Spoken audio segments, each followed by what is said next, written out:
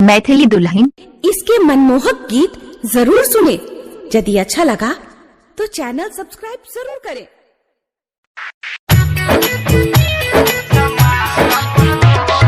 DJ सत्यम मदना बाजार, DJ Umesh Sukhipur बाजार। सबके तू दिलही जाको टोले टोले, सबके तू दिलही जाको टोले टोले।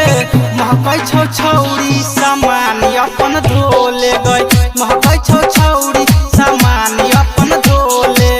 सब कोई दह देलक तोहर गोले गोले, सब कोई दह देलक तोहर गोले गोले। महकै छौ छौरी सामान अपन धोले गई, महकै छौ छौरी सामान अपन धोले, महकै छौ छौरी सामान अपन धोले। डीजे सत्यम मदना बाजार,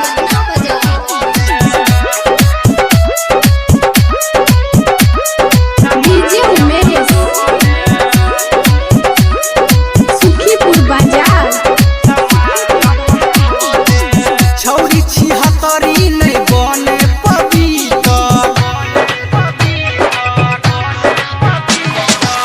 छौरी छिहत्तरी नहीं बने पवित्र। देने छियौ हाथ हमहू गे भीतर, नीचा के खोले गए ऊपर के खोले, नीचा के खोले गए ऊपर के खोले।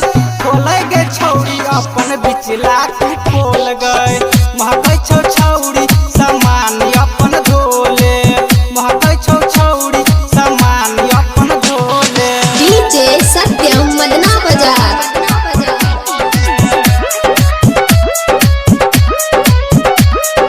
डीजे उमेश सुखीपुर बाजार। करे छकिए जवानी बगुमान गे,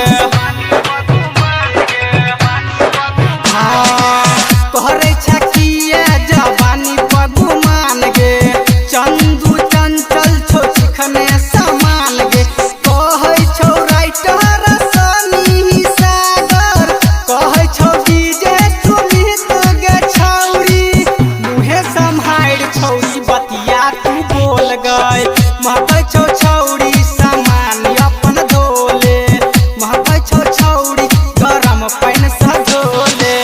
सबके तू दिलही जाको टोले टोले, सबके तू दिलही जाको टोले टोले।